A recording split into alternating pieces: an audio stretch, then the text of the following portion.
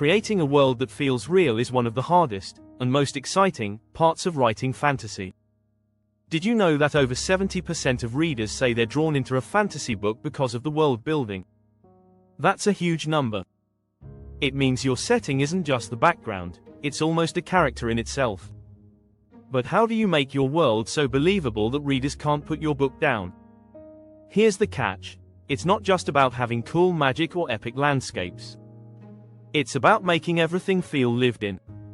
Imagine if your favorite fantasy world didn't feel alive. What if the places were flat and the cultures didn't feel authentic? Would you even care about the story? Probably not. That's why crafting a real, immersive world is essential. In this article, you'll discover 6 key strategies to make your fantasy world feel as real as the one outside your door. We'll explore the power of tiny details, how to design a believable culture, and why magic systems need rules to stay grounded. Plus, you'll get a peek into how successful authors like Tolkien and Sanderson made their worlds unforgettable. Ready to bring your world to life? Let's dive in. Chapter 1: Building Beyond the Map. Crafting a living, breathing world. When most people think of world building, they picture maps of vast lands or countries. But a map is just the beginning.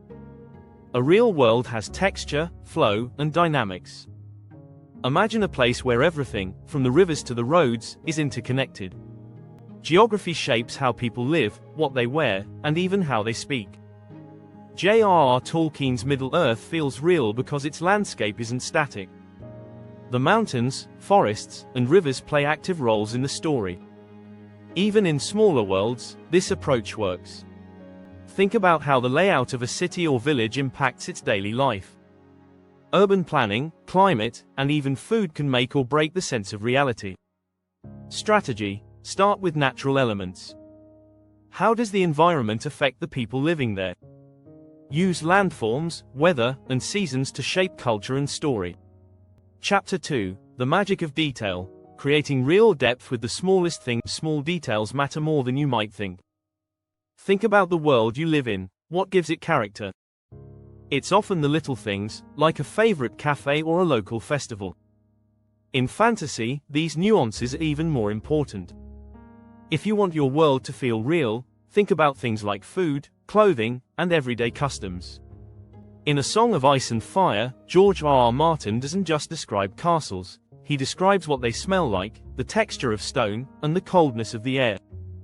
These details aren't there for decoration, they bring the world to life. Strategy: use sensory details. Describe what characters see, hear, smell, and touch. Focus on unique aspects like local food, art, and traditions to make the world feel lived in.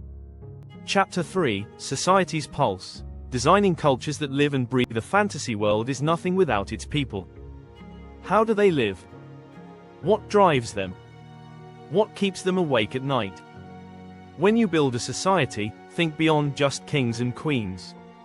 What about the farmers, soldiers, or street vendors?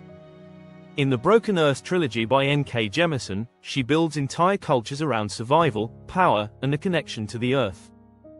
The societies are as varied as they are deep, each with distinct norms and philosophies. This helps the world feel full and diverse, not just populated by one or two kinds of people. Strategy: create cultural diversity.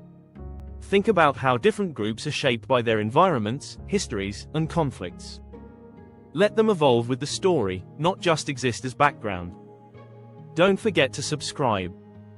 You don't want to miss the next chapter on how language and dialogue bring your world to life. Chapter 4: The Sound of the World. Music, language, and dialogue. If a world could talk, what would it sound like? The way people speak is an essential part of their identity. In The Name of the Wind by Patrick Rothfuss, language is used as a tool to explore power and magic. Kvorta's ability to speak in ancient languages gives him power, but it also shows how words shape reality. Likewise, music isn't just an art form in Rothfuss's world, it's a force that can change the world. Language, dialect, and music help define cultures and add texture to your setting. Even if magic isn't present, communication and language can be just as potent. Strategy: develop unique languages and dialects. Use them to reflect the culture's history and values. Don't forget the power of silence and body language. Sometimes the unspoken says the most. Chapter 5, The Laws of the Land, Making Magic and Fantasy Systems Consistent. Magic is a key ingredient in fantasy, but it can also be tricky. If magic is too powerful or unbounded, it loses its impact. Take a lesson from the Stormlight Archive by Brandon Sanderson. His magic system is meticulously designed with rules and limits. The magic can't just solve every problem, it comes with consequences and costs. Magic needs to feel consistent, like any other part of your world. The more structured it is, the more believable it becomes. In Mistborn, another of Sanderson's works, characters use metals for specific magical abilities, each with distinct rules. Strategy: create a magic system with rules and limitations. The more structured it is, the more it will resonate with readers. Remember, limitations breed creativity. Chapter 6, The Heart of the Story, infusing emotion into every corner of your world. Even the most detailed world won't feel real unless it's filled with emotion. Characters make a world come alive, and their struggles are what make readers care. In The Lies of Locke Lamora by Scott Lynch, the world is rich with detail, but it's the emotional stakes that hold everything together. How do your characters feel about the world they live in? How do their past shape their future? A strong emotional core will connect your readers to the world, making it feel like a place they could visit. Strategy: tie your world building to the emotional arcs of your characters. Let the world reflect their struggles, dreams, and desires. And don't forget to hit that subscribe button. Stay tuned for more tips on how to build the perfect fantasy world that feels like a place readers can truly believe in. By focusing on these 6 key strategies, you can build a world that feels real. Remember, it's not just about the size of your world, but how deeply you make your audience feel its presence.